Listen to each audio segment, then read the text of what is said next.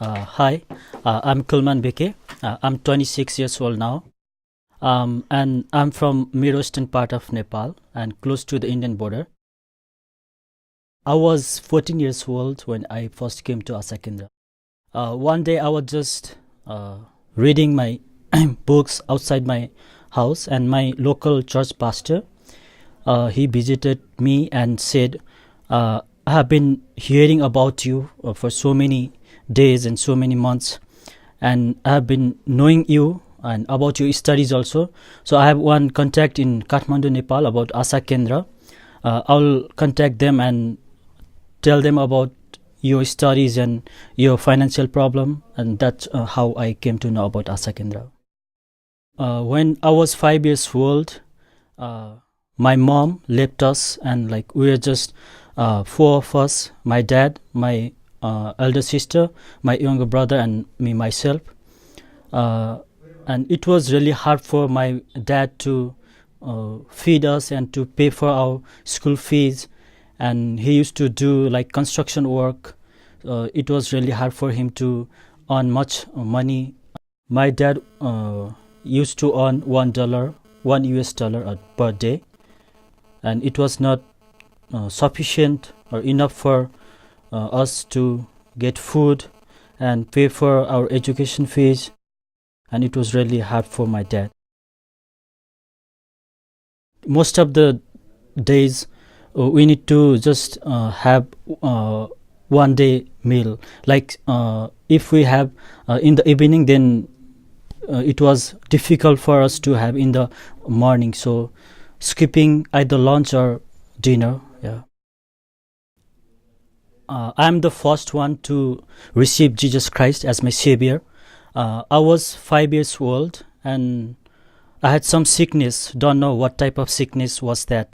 My parents tried very hard to take me to different hospitals and know about the actual disease, but they couldn't find out. The doctors, they couldn't find out what was there inside my body. So one day one of my neighbors, she came to our house and she told us about Jesus Christ, and like if you go to church, then maybe you'll get healed. So my sister took me to the church, and I was healed, and that's how I received Jesus Christ. Then later on, after 2 years, my parents also they came to church, and now my whole family are Christian. I was Hindu because, like most of the Nepalese, they're by birth they're Hindus. Yeah. My house, each room was 2 meter by 2 meter, and in total 8 square meter. Actually, we don't have our own land, and it was like the government property. So we built one house with mud and rock, and like it is a small house with just 2 rooms. One is kitchen and one is bedroom. So me, my dad, my brother, and me, we used to live there. And there was no facilities like electricity or drinking water facility or internet facility. We need to request our neighbors for the water. So we used to go to neighbor's house and bring water from a dog well. And no toilet in my house. So we used to go to just the nearby the rivers, and so it was the problem for actually the problem for my sister, because like she needed the evening time for going to toilet, and it was really like risky and difficult also. It was risky for my sister because if she went to toilet in the daytime, it was the same for like everybody was there walking and going somewhere, and if she went in the evening, then some drunk people or some other boys, so it was there might be the risk of sexual harassment or rape. So it was really risky for my sister.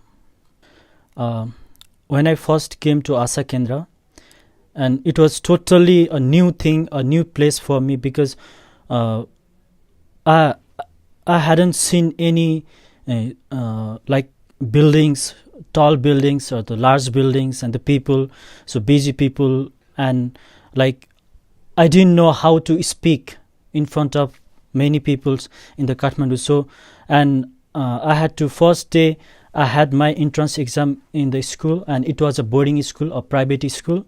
So the medium of teaching was English, but as I came from a government school where the medium of teaching is Nepali, so it was really difficult for me to understand English also, and how to talk to them, how to reply their answers, questions, sorry, and the food was also really different, because I used to have just dal and bhat in my house, but here separate vegetable curries and other thing. When I first came to Asa Kendra in 2006, I was in grade 9. Then now I'm a graduate in Masters of Science in Integrated Water Resource Management. Now I'm planning to do my PhD in Water Resource Management sector, and searching for scholarships in European countries, and applying for the scholarship for my PhD. We have seen like the problem of water scarcity and too much water or too little water. Though we say Nepal is rich in water resources, but we haven't been able to get the best out of it. So moreover, now as the Nepal has progressed to the new federal structure, so there might be conflict between different provinces or different municipalities over water resource uses. So to best use the water resources, I think Nepal needs some water professionals. So I'm planning to do my PhD in water resource management. Actually, I'm planning to work in the Nepal and in my own province, and in the policy making level. So policy making level of the government, because like in the policy level we don't find the people who are expert in the related field. So I think the best for me would be working in policy level in the government sector. So I'm planning to go back to my hometown. It is province 6 now, and I'm planning to work for the betterment of the local people there and for the government.